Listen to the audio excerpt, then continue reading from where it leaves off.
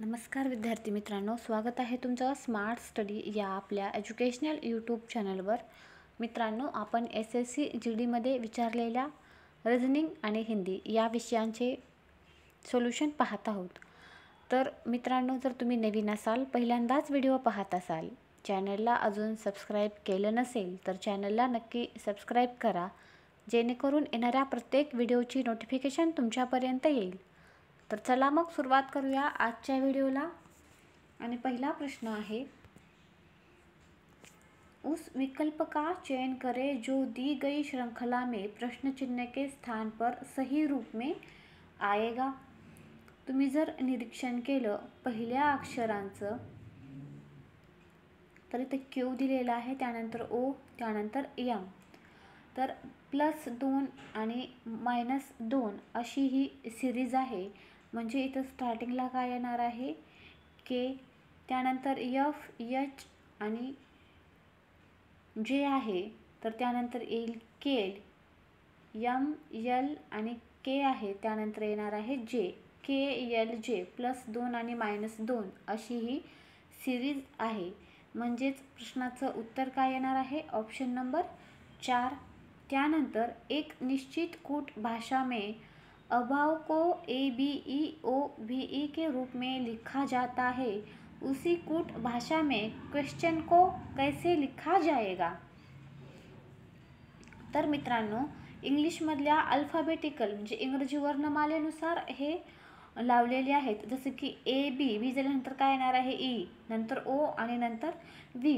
तर इथं स्टार्टिंगला काय येणार आहे, E येईल, त्यानंतर I, त्यानंतर N, त्यानंतर O, नंतर Q, S, T आणि शेवटला U येणार आहे. म्हणजेच इंग्रजी वर्णमालेनुसार आपल्याला हे शब्द अक्षर लिहायचे आहेत. ऑप्शन नंबर 3 या प्रश्नाचं उत्तर असणार आहे. त्यानंतर पुढील प्रश्न, उस विकल्प का चयन करें जो तीसरे पद से उसी प्रकार से संबंधित है जिस प्रकार दूसरा पद पहले पद से संबंधित है. तर आता इथं पण तशीच सिरीज आहे. L झाल्यानंतर M, म्हणजेच F झाल्यानंतर काय येणार आहे,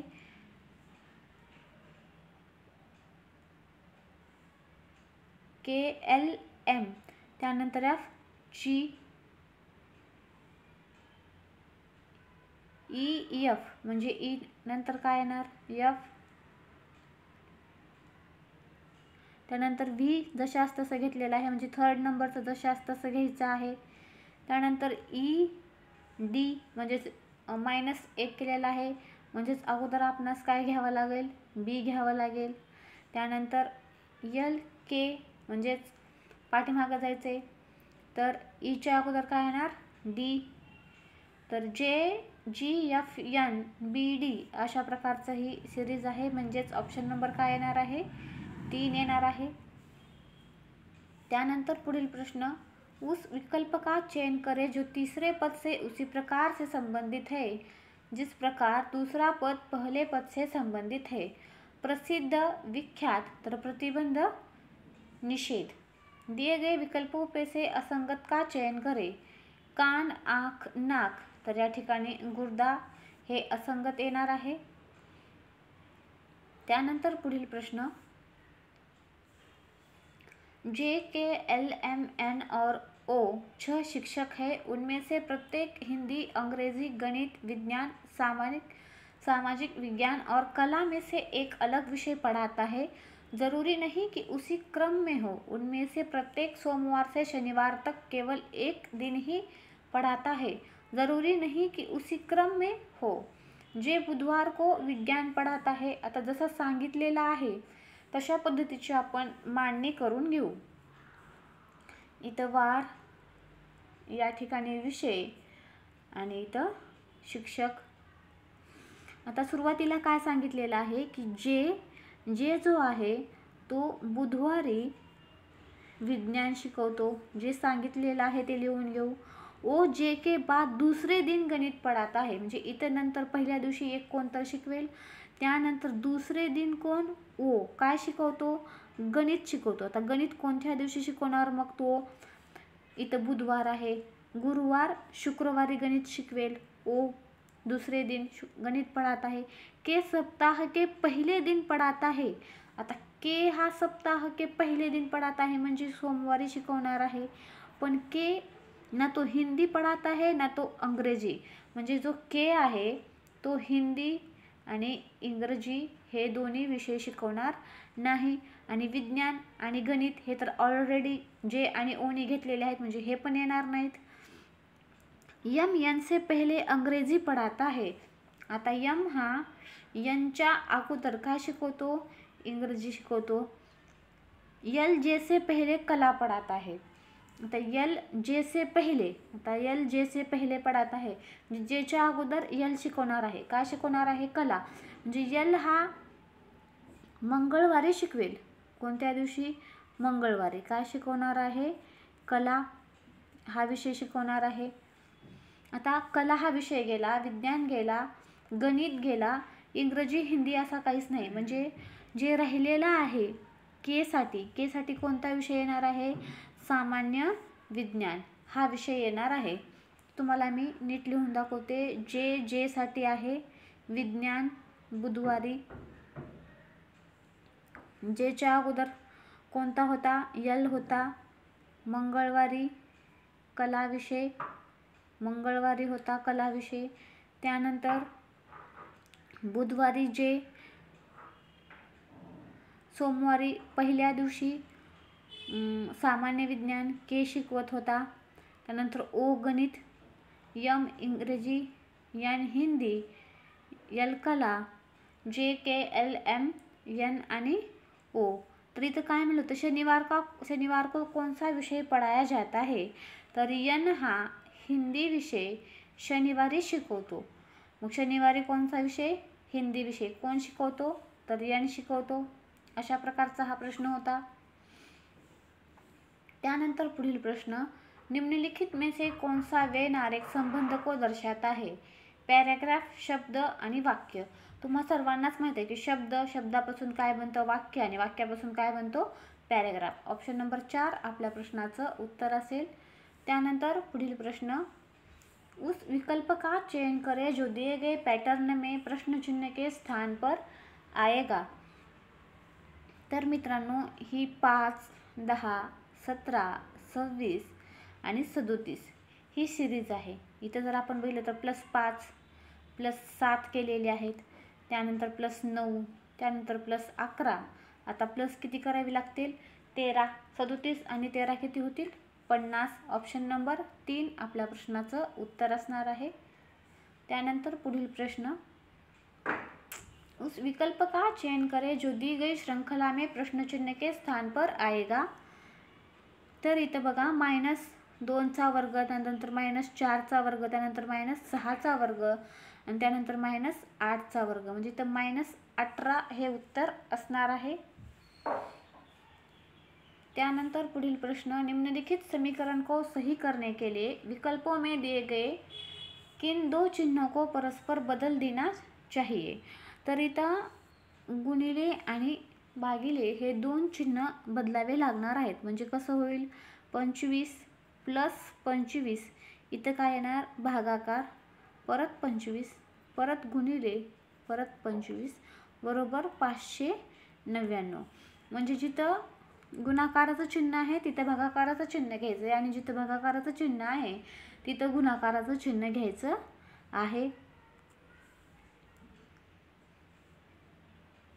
आता हे 25 आणि हे 25 किती, 50 वजा ह्या 25चा वर्ग किती, 625 आणि याच्यामधून हे वजा केल्यानंतर तुम्हाला उत्तर भेटून जाईल. त्यानंतर पुढील प्रश्न, विकल्पों में से उस आकृति का चयन करें जिसमें x से चिन्हित आकृति समाहित है. तर 11 नंबरच्या प्रश्नाचं उत्तर असणार आहे ऑप्शन नंबर 4. तर ही आकृती कुठे समाविष्ट आहे, तर बघा या ठिकाणी तुम्ही पाहू शकता. त्यानंतर पुढील प्रश्न, दिए गए विकल्पों में से असंगत का चयन करें. तर मित्रांनो या ठिकाणी जर तुम्ही पाहिलं तर या सगळ्यांची जी बेरीज येणार आहे ती सेम येणार आहे. आता के, जे, यल यांची बेरीज केली तर ती किती येईल पाहू.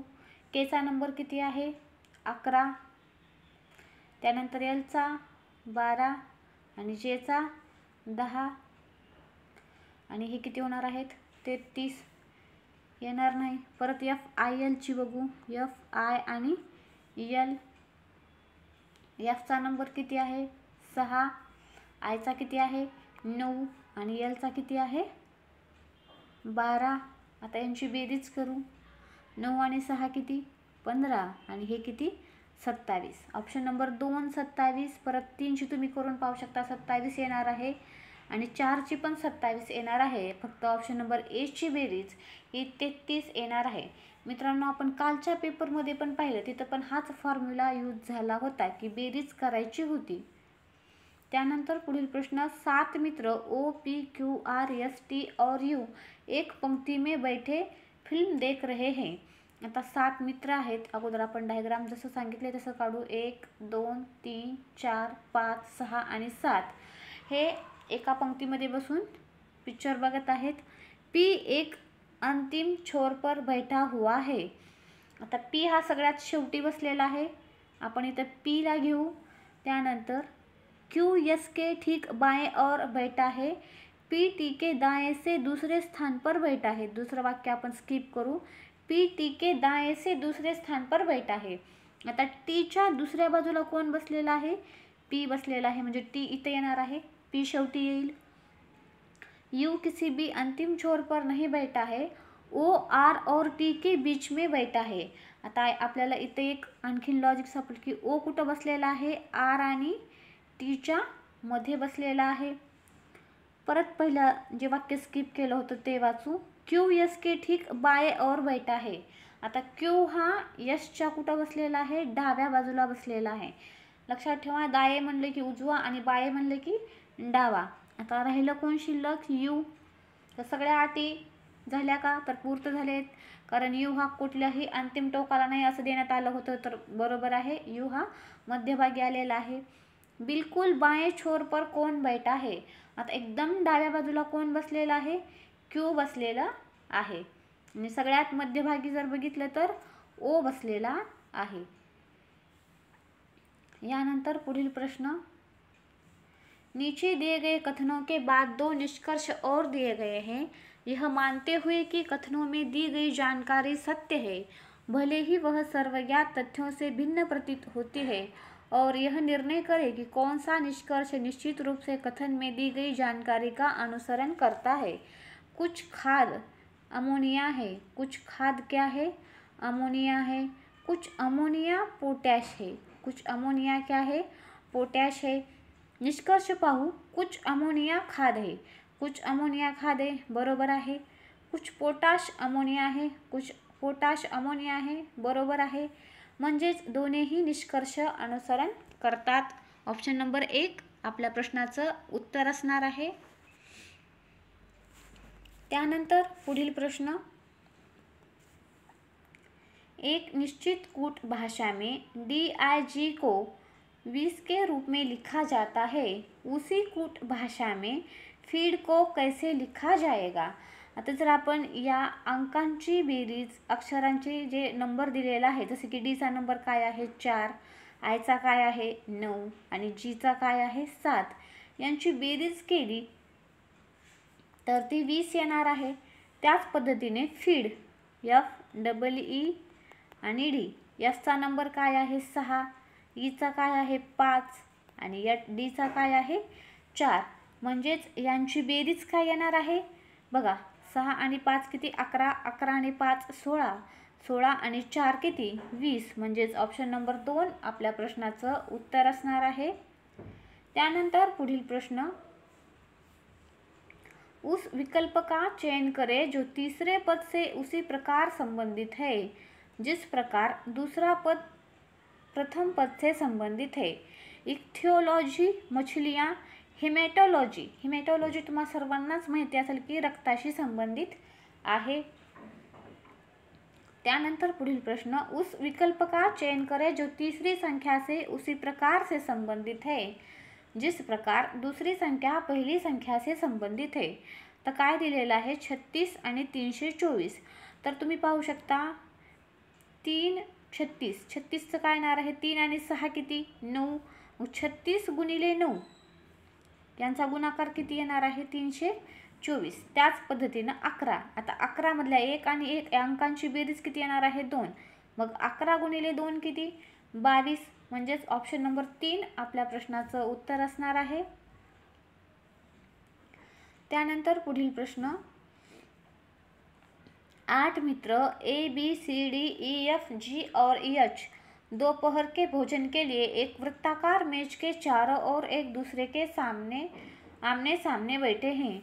आता आपण डायग्राम काढण्याचा प्रयत्न करू. 8 मित्र आहेत. अशा पद्धतीनं सुरुवातीला करून घ्या. आता जसं सांगितलं आहे तसं बसवण्याचा प्रयत्न करूया.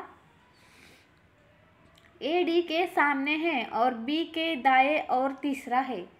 आता ये जो आहे तो डीच्या समोर आहे आणि बीच्या दाएं और म्हणजे उजव्या बाजूला तिसरा आहे. आता बी जर आपण इथं घेतलं तर 1 2 आणि तिसऱ्या नंबरला ए आला.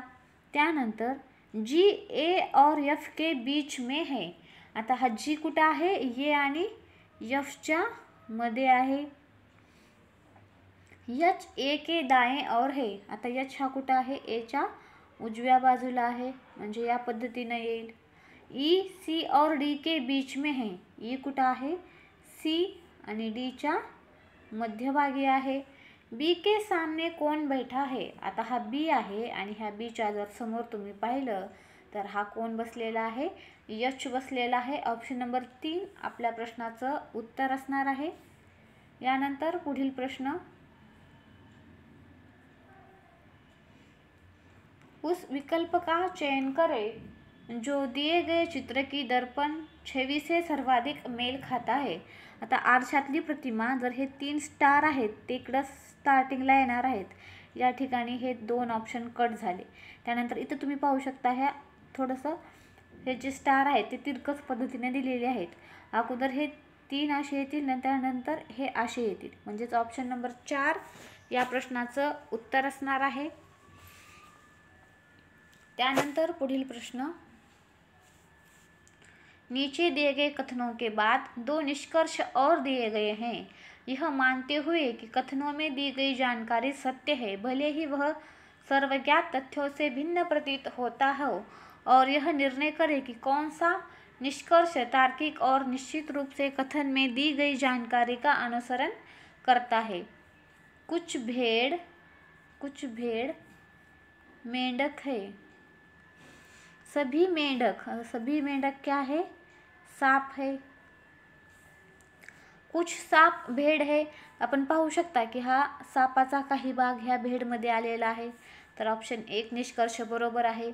कुछ मेंढक भेड़ है. कुछ मेंढक भेड़ है हा काही भाग आलेला आहे, म्हणजेच दोनों निष्कर्ष अनुसरण करते है. ऑप्शन नंबर सी प्रश्नाचं उत्तर असणार आहे. त्यानंतर पुढील प्रश्न, दिए गए विकल्पों में से असंगत संख्या का चयन करें. तुम्ही जर या संख्यांचं निरीक्षण केलं तर या संख्यामध्ये 13च्या पाड्यात असणाऱ्या संख्या आहेत, जसे की 13 दुने 26, 13 पाचे 65, 13 चोक 52, म्हणजे 97 संख्या आहे. या संख्येला 13ने भाग जात नाही, म्हणजेच ऑप्शन ए हा विसंगत घटक असणार आहे. त्यानंतर पुढील प्रश्न, दिए गए 4 विकल्पों में से उस आकृति को चुनें जिस आकृति x के रिक्त स्थान में बिना घुमाए रखने पर पैटर्न पूरा हो जाएगा. तर पॅटर्न पूर्ण होण्यासाठी कोणती आकृती आवश्यक आहे, तर याचं उत्तर असणार आहे ऑप्शन नंबर ए, जे असे 2 येणार आहेत आणि त्यानंतर हे अशा पद्धतीनं येणार आहे. त्यानंतर पुढील प्रश्न, मित्रांनो आकृत्यावर 3 ते 4 प्रकारचे प्रश्न विचारले जात आहेत. तसंच बैठक व्यवस्थेवर एक तुम्ही पाहू शकता प्रश्न विचारले जात आहेत. पैटर्न के साथ एक वर्गाकार पारदर्शी कागज पत्रक दिया गया है. पारदर्शी कागज को बिंदुगित रखने रेखा पर मोड़े जाने पर पैटर्न कैसा दिखाई देगा. अशा प्रकारचा हा प्रश्न आहे. तर यामध्ये हे मोडल्यानंतर कसं दिसेल अशा पद्धतीचा प्रश्न विचारलेला आहे. तर डी ऑप्शन प्रमाणे दिसणार आहे. त्यानंतर पुढील प्रश्न, विकल्पों में से उस आकृति का चयन करें जो दी गई श्रृंखला में अगले स्थान पर आएगी. तर या प्रश्नाचं उत्तर असणार आहे ऑप्शन ए, 90° फिरवलेला आहे. उस विकल्प का चयन करें जो दी गई श्रृंखला में प्रश्न चिन्ह के स्थान पर आएगा. तर या प्रश्नाचं उत्तर असणार आहे ऑप्शन नंबर 4, 103. यानंतर आपण हिंदी विषयाचे प्रश्न पाहूया.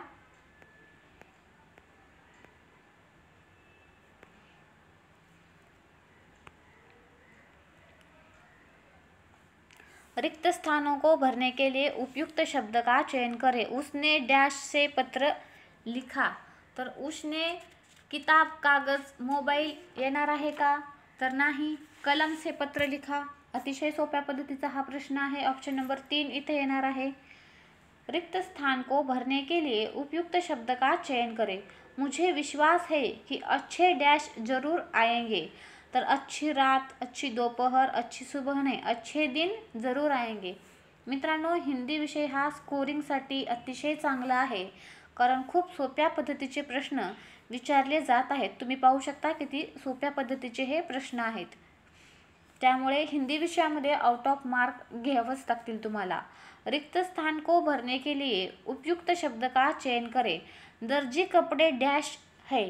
आता दर्जी कपडे काय येणार आहे? धोता येणार नाही, घुनता, बुनता, सिलता है. अतिशय सोप्या पद्धतीचे हिंदी विषयातील प्रश्न आहेत. दिए गए वाक्य का वह भाग ज्ञात करें जिसमें कोई त्रुटि है. प्रकृति केवल निर्माण ही नहीं ध्वंस भी करता है. तर अशा पद्धतीचे येणार आहे का? ध्वंस भी करती है असं पाहिजे. करता है हे चुकीचं आहे. काय विचारलेलं आहे ते पहा. कोई त्रुटि है, जिसमें कोई त्रुटि है. तर त्रुटि कुठं आहे? करता है, करती है पाहिजे होतं. दिए गए वाक्य में रेखांकित खंड को प्रतिस्थापित करने के लिए उपयुक्त विकल्प का चयन करें. जिस दिन मैं उस संत से मिली उनके वाणी से मैं प्रभावित हो गई. तो उनकी उपयुक्त विकल्प का चयन करें असं म्हटलेलं आहे. तर उनकी वाणी से, उनके वाणी से नहीं, उनकी वाणी से मैं प्रभावित हो गई. दिए गए वाक्य का वह भाग ज्ञात करें जिसमें कोई त्रुटि है. तुम्ही पाहू शकता त्रुटि असणारे प्रश्न कमीत कमी 3 ते 4 विचारले जात आहेत. निश्चल और सरल बचपन की खुशियाँ चेहरे पर तैर रहा है. आता तुम्ही पाहू शकता इथं वाक्यरचना कशी चुकीची दिलेली आहे. तैर रहा है येणार आहे का? नाही. तर तैर रही है असं यायला हवं. दिए गए वाक्य में रेखांकित खंड को प्रतिस्थापित करने के लिए उपयुक्त विकल्प का चयन करें. जब वह मुझसे मिलती थी तब मेरे चरणों छूने का प्रयास करती थी. अशा पद्धतीचा हा प्रश्न आहे आणि ऑप्शन आहेत